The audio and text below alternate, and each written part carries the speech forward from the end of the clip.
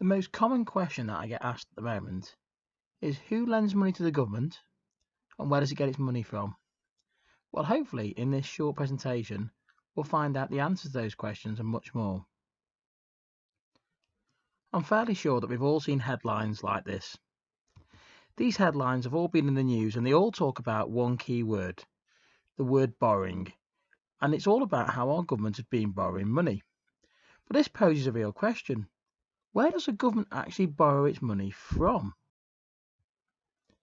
What do you think the answer to this question is? Where does the government actually borrow its money from? Well, the answer is actually it borrows it by using a very clever method, something called bonds and gilts. Now, the government actually raises its finance through the sale of bonds. Now, when the government actually sells bonds, these are called gilts. So the government will actually borrow by issuing bonds and gilts. Now, you're probably thinking, what does a bond actually mean? Well, actually, a bond is basically a promise to make a payment to you on a set date and a set time in the future. So not only are you guaranteed to get your money back and repaid, but you'll also get interest paid in the short term. So every year, for example, you'll get a set percentage, and then at the end of that time frame, you'll get all your money back that you put in at the start. Now, when the government obviously issues these bonds, they're called a gilt. Now, typically, people like to buy gilts because when you lend to the government, it's fairly stable and fairly secure because the government's probably going to pay you back. If they issue an IOU, they're going to pay you back. Of course, the reason people do this is because if you put £1,000 in at the start, you're going to get your £1,000 back at the end, but you also get an interest. Now, the government actually sells its bonds via this mechanism down below called the UK Debt Management Office, and they issue all the UK gilts and bonds. So at the moment, to raise finances, the government would have issued more gilts. Let's look at an example of how this really works. So the government, for example, issues a 10-year gilt that pays 5% interest in 2020. I quite like the look of that, so I invest £1,000. Now what will happen is for 10 years, I'm going to get an annual payment and interest of £50. And then in the year 2030, I also get my £1,000 repaid to me. So you can see here that actually I'm getting 5% interest and I give the government that money to use and they can spend it as they choose. So that's a fairly safe IOU. It's going to get repaid to me.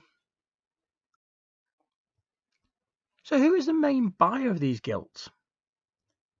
Well, the answer tends to be these three different organisations. Firstly, you have your pension funds. So these are the companies that sell pensions. Now, everybody wants to take out a pension, and obviously when they retire, they want to be able to cash it in.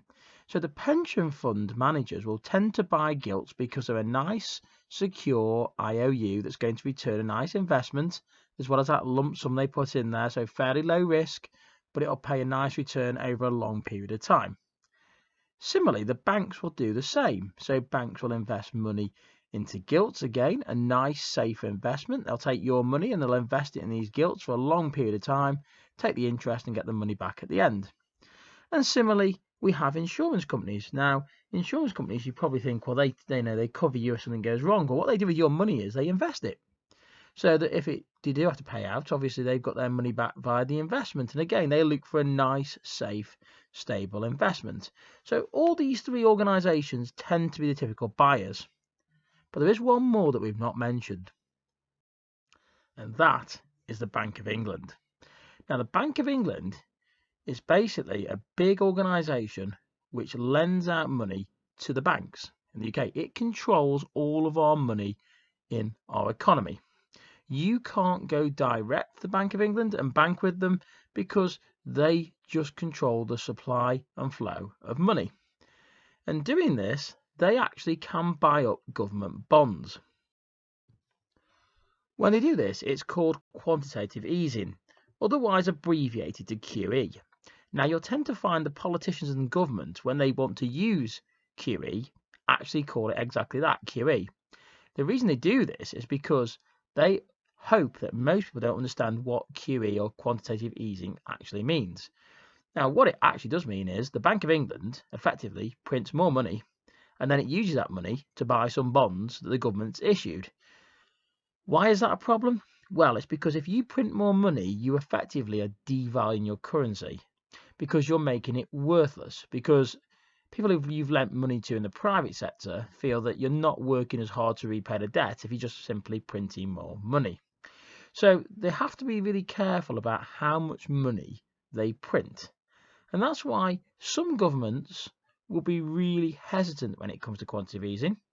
Others might not be so concerned regarding quantitative easing.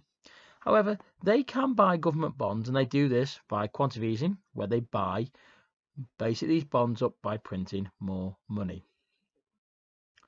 So how long does a bond actually last? The answer to that question is it depends. To be quite frank, there is no set time frame. You can have some bonds which can be repaid within a month. You can have other bonds which can be repaid for as long as 30 years. Believe it or not, and this is quite interesting, there used to be bonds which were called perpetual bonds, and they never actually had to be repaid. Now, they no longer exist because the government in 2015 actually fully repaid them.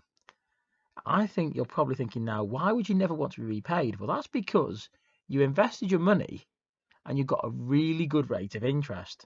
So this was like a long-term investment where you were guaranteed a really good interest rate. So if you think about this, if you invested your money from a very early age in a perpetual bond on a good interest rate, you've got a guaranteed income for life. So the insurance companies and the banks love these, but the government, of course, realised in 2015 this wasn't a good idea, so it paid them back. And of course, by doing that, it obviously gave all the money back and gave it extra back as well. But the government has managed to remove that sort of obligation in the future. So that is the topic of who lends money to the government and where does the government get its money from. Hopefully you now understand some of the key terms like bonds, for example, and you understand what quantitative easing is, and also you might even now find the idea of perpetual bonds being quite an interesting topic. Don't forget to give me a like, share and follow, and remember, until next time, keep buzzing.